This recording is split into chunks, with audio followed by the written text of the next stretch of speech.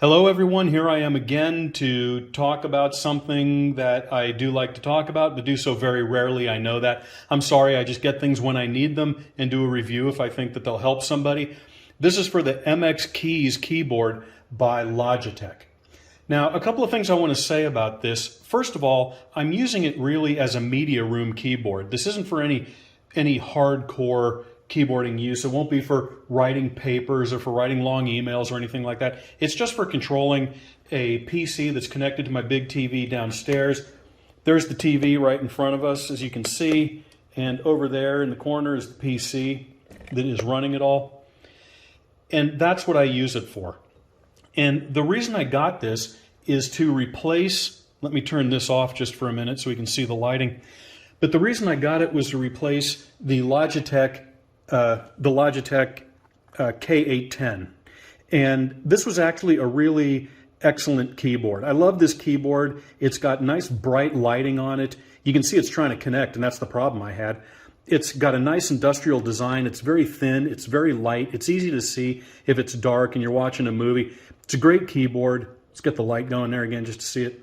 The problem is that while it worked very well for about a year, eventually Windows updated and it stopped working. And it hasn't worked properly. It hasn't connected properly for probably 18 months now. And so needless to say, this new keyboard is way overdue. But I wanted to give the 810 here the benefit. I think it was more a Windows issue than it was a keyboard issue because it worked fine. I've tried multiple dongles. I've tried the onboard Bluetooth. I've tried all of that stuff. Nothing worked. You can see it's still trying to connect even right now, and it just really has a terrible time doing it. But if you have one and it works, or you're thinking about getting one and you can make it work, this is actually a really great keyboard for a media setup. So I do recommend it, even though it never worked properly for me. So eventually I just decided I need something new. 18 months later, I decided I need something new, and I decided on the MX Keys. It was also by Logitech. It's not Bluetooth. It's cordless, but it's an illuminated keyboard, something that I needed. And so that's what I was going for here. So normally, I'm not an unboxing person. If you want to watch an unboxing of this, I'm sure that there are many videos that will go into great detail. But I do think that the box provides some expectation as to the product that you're getting. If they delivered it in a tied up grocery bag, then you might wonder about what it is you were actually getting in terms of the keyboard inside. But this box is actually very nice. On the top here, I know it's hard to see without the lights. I've turned off the lights in the room because they were shining down directly on the box, and it was reflecting in the glossy image of the keyboard, but it's matte black on the box. This is just an off thing, but I'm big on color. Like, my design students and I talk a lot about color. You can't just throw any colors together. You want to choose colors that match, colors that make sense together. And this turquoise actually goes nicely with the black. Ultimately, it doesn't matter. It's just something that I wanted to mention. So that's the way it is all the way around. It's nicely printed. It looks good. Of course, if you open it up, then you'll find on the inside, I'll try to do this with, still holding it in the view. Let's see what I can do here. If you open it up, what do you find? Another box with a lovely printed MX logo on it. And if we open up that, I think we actually do it from the other side. Oh, nope, here it is. And if you open up that, then you also have a pretty nice experience here. You think this is covering just some kind of protective plate or something right here, because it seems awfully thin, but that's actually the keyboard. That's how thin it is. So we'll take it out of its wrapping here. Hold on. There we go. And this is how it looks, exactly how you'd expect, because we have the glossy picture of it on the front of the box. Also in here, as you can see, is the little USB dongle that it has. The dongle, I believe, can actually attach multiple devices. I'm not 100% sure. I'm not using it for that because I actually use one of my Red Dragon mice down here, cordless mice. But still, if you can, then I suppose it'll be an option in the future. So let me plug this in and we'll see how it works in the home theater setting, on a TV that's mainly used for watching movies and consuming entertainment, listening to music and that kind of thing, where you're not using where you're not doing a lot of heavy duty keyboarding, if that's even a word. Now that I have this keyboard hooked up, let's talk a little bit about the look, the feel, the build quality, and how it works.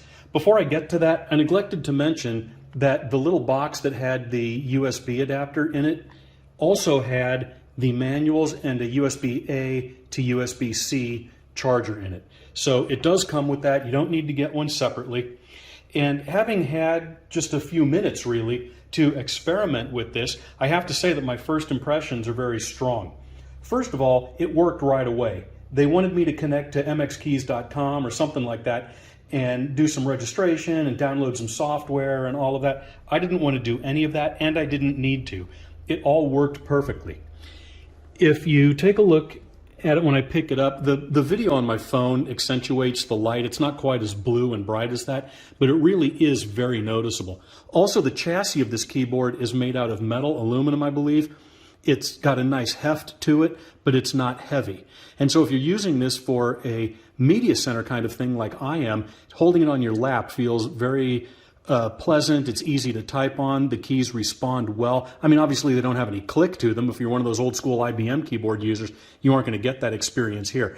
But if you're familiar with the Mac style keyboard, then this emulates that very well. It's very thin in the front, party in the front and the business in back. It's got a riser on the back of it, so it also sits at a nice angle. Again, if you're using it on your lap, that makes it a little more comfortable to type on. The keys all responded perfectly. The media keys worked great. The keys that dim the light and make it bright again, very responsive. It's got some other functional keys that I'm going to show you in just a minute. It's even got keys that are double labeled in case you're using this on a Mac. But one thing, well, actually two things I wanted to say. There's no way to tell if the number key, the number lock key, is engaged other than something that appears on your monitor telling you that it is for about 3 seconds after you press it. So really the only way to know is just to test it. Of course, the caps lock has a light on it, so you know that it's on, but the num lock doesn't have that. The other thing is there's no Windows key. And interestingly enough, although there's no Windows key, I primarily use the Windows key to do Windows M that just minimizes everything, but this keyboard has a couple of interesting features built in. This key will automatically tile your windows. So if I go up to the screen that I have, and I'm just moving the tripod thing up and down and up and down. If I go here, you can see there's Alien Isolation on Steam. And if you've never played Alien Isolation, then you really should. It's an absolute masterpiece of a game. You really get your money's worth with it. But if we hit, let's see, where is it? Here it is. Oh boy, you can't see that for jack. There we go. If you hit that, see in the background, it tiles, oh, there we go. It tiles all of the windows. So that's a pretty nice thing. This key here, there it is, brings up the center there, brings up message center. And then this one minimizes everything. This is like the Windows M that I use. So it's interesting that it actually has some of the functionality that I wanted from the Windows key already built in. I can't speak to how this works on a Mac. I have a Mac, but I didn't connect this to it. But what I can say is that even though I've only had a few minutes with it, I'm really happy with it. I'm especially happy with the fact that it just worked, having dealt with the K810, the other one, for so many months. It was just very, very difficult. You can connect this one using Bluetooth also, but this is a little hefty for that. I do like the fact that even though it's a wireless keyboard and it lights up, it's actually got a dedicated number pad as well. That's a nice feature. It will turn on automatically as your hand gets near, and if you take it away after a while, it will go off again. These, I believe, allow you to connect the same keyboard to different devices. So it is a keyboard. There's not a lot to say about it, except that it really looks nice, it feels well built, it feels strong, it sits nicely on the table or especially in your lap as you're using it, if you're using it in a media center kind of environment like I am. And I'm I'm quite happy with it. Now, I don't know how it's going to perform over time. It is a Logitech, and sometimes they can be funny after a while. So I'll come back and I will do another review about it if anything goes wrong. But the way that it's built and just the inherent strength that it seems to have does give the impression that it's going to last for a very long time. I'm really happy with the fact that it just worked. Everything on it worked, and I'm hoping that it stays that way. So there you go. Logitech MX Keys was $100. I got it straight from Logitech itself. I didn't go to Amazon or Best Buy or anything like that, ordered directly from them, something I'm trying to do more these days. And if you're looking for something like this, then just with the experience I've had so far, I would definitely recommend it. See you next time.